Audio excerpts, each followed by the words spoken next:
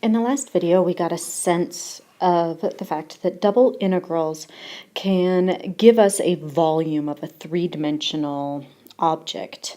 And in the last video, what we did is that we estimated that using kind of boxes, and we added up all those boxes. But in this one, we're actually going to integrate. And in this one, we're only going to concentrate on the fact that we're going to look at just rectangular regions. And what this means is that we're going to look at rectangular regions mainly in the XY plane. Now we could flip it so that we could look at it in the XZ or the YZ, but we're going to look at this just for rectangular regions in the XY plane. And we are going to integrate a three-dimensional object. So we're going to find the volume of a three-dimensional object.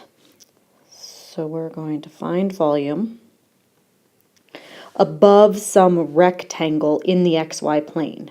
So you're going to find volume where you have a z function as a certain height, and then your base of this three-dimensional object is going to be a rectangle.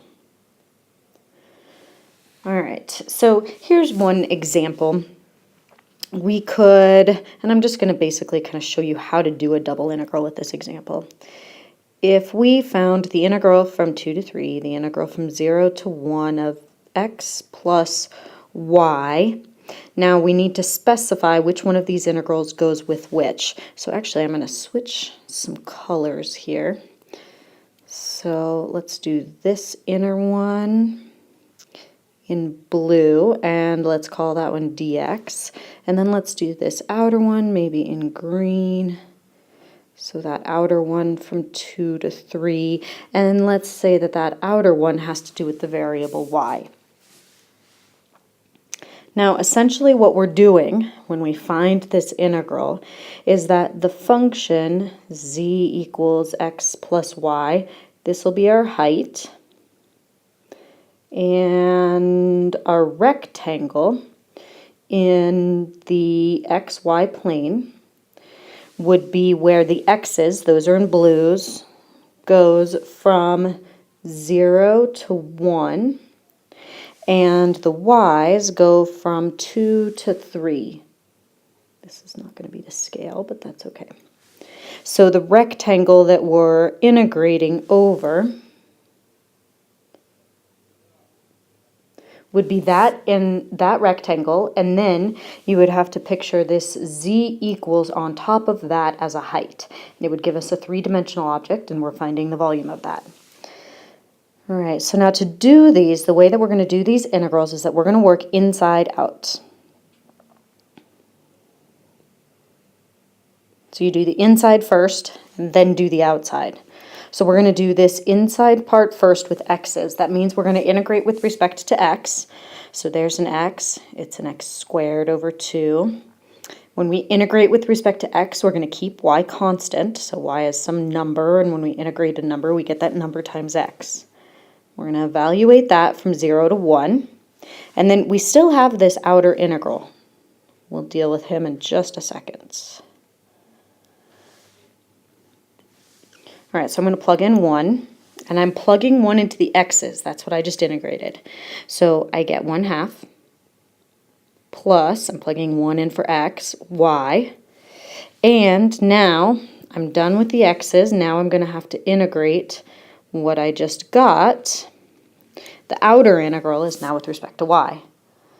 Okay, so I integrate again, but now I integrate with respect to y. So when I integrate, I get 1/2 y plus y squared over 2, and I'm going to evaluate that from 2 to 3. So I plug in 3 first. 3/2 plus 3 squared is 9/2, and then I subtract when I plug in 2. 2 divided by 2 is 1. 2 squared is 4. Divide that by 2, we get 2. 9 plus 3 is 12. Divided by 2 is 6. And then I'm going to subtract 3. So it looks like my volume in this would be 3. If I were to find the volume where x plus y was my height, and it was over this rectangle where x went from 0 to 1 and y went from 2 to 3. Okay, let's do another example. Okay, in this example, we're going to find the volume of the solid that lies below z equals 5 minus x squared minus y squared. Now remember that that's a paraboloid that is faced upside down and moved up 5, and then is above the rectangular region. It's rectangular because x goes from 0 to 2 and y goes from -1 to 1. All right, now if I wanted to graph this for you, so I first want to think about the paraboloid. So it starts up here at 5, and then from there, it goes down in a couple different directions. Now I'm not going to make it stop yet because I want to think about that rectangle. Now x goes from 0 to 2, so 1, 2, and y just goes from 1 to -1. All right, so I'm going to kind of box in that rectangular region that we're going to look at the paraboloid and find the volume of that paraboloid that is just above only that rectangle. All right, so now to graph the rest of this, what I'm going to do is I'm going to look at just this point right there. So that's the point where y is 1 and x is 0. And if I plug in y being 1 and x being 0 into this function, so if y is 1 and x is 0, notice that I get a z. I get a height of 4 out of that. So if I was to go from that point and go up, that would be a height of 4. I'm hoping my eraser will work on this. Nope, not quite. All right, that's okay. I'm just going to have a little bit of my paraboloid sticking out over there. So that has a height of 4. Now, if I go to this point right here, so that is the point where x is 2 and y is 1. If I plug that in to my z value, I get 2 squared is 4, 1 squared is 1, 5 minus 5, so that's 0. So it ends right there. So the paraboloid is going to go from this top part all the way down to there. Now, at x equals 2 and y equals 0, my z value is going to be 1. Again, I'm plugging things in. So 1, that's like, I don't know, just a little bit up like that. So that means the paraboloid is going to come all the way down until it hits that one. And it goes to 0 there. And then because of symmetry, the same thing's going to happen on the other side. So this paraboloid is going to come down and touch right there. Height of 4 in the back there. And the paraboloid comes down that way. I can sketch that in a little bit better. Okay, I think you get the idea of it. So it's this paraboloid that's kind of cut on both sides, cut on the back, and cut on the front.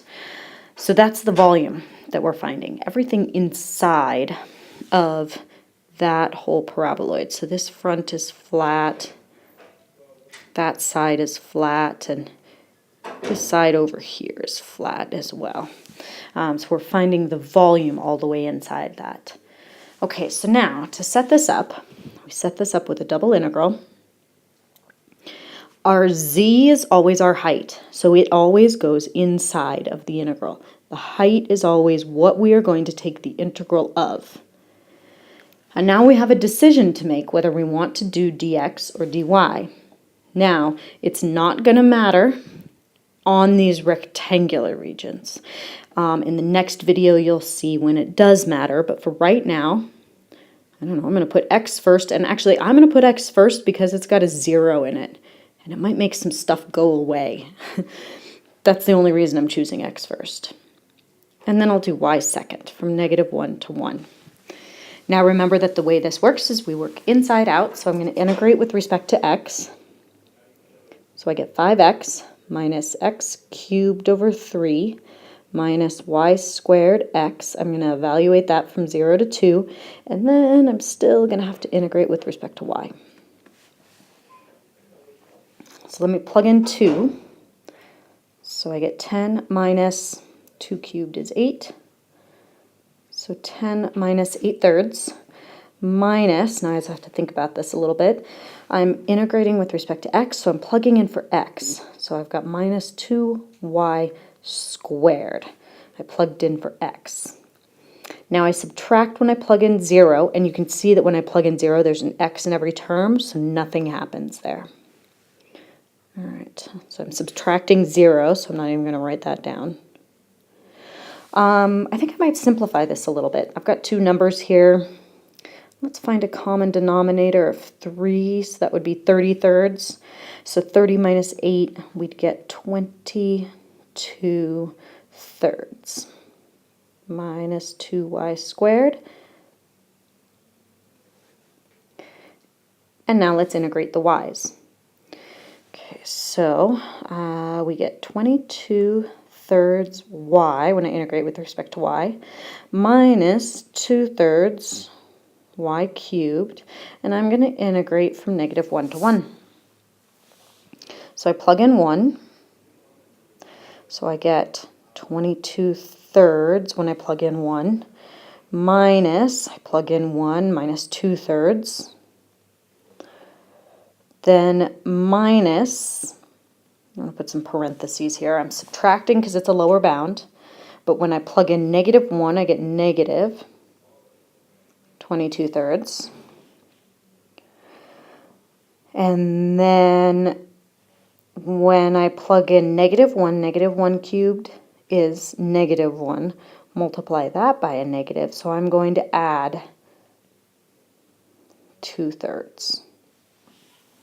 Okay, so 22 minus 2, I've got 20/3, and then I'm going to subtract a negative 20/3. And so the volume of this is going to be 40/3 when we add that together. So a couple other things that I want to make sure are clear. So this height right here, the 5 minus x squared minus y squared, so that is this paraboloid shape in here. That is this whole height part of it. The x's are on the inside, and so x goes from 0 to 2. So that's what made the back of this paraboloid go away, and that's what really made this shape in the front there, where it cut it off right where x was equal to 2. It cut off part of that paraboloid. Then we had y equal to, you're going from -1 to 1. So if y goes from -1 to 1, that's what's making these other two sides of this paraboloid, one at 1, where it cuts off the part of the paraboloid, and one at -1. And the process that I just described for you is how I would graph this. If I looked at the integral and I wanted to graph it, I would do the blue first. I would do the whole object first, and then I would start cutting it. So I would erase the back side of it because x goes from 0 to 2. I'd erase part of the front of it because I know x stops at 2. And then I would look at the y's and figure out if I needed to cut any more off of it depending on where the y's were.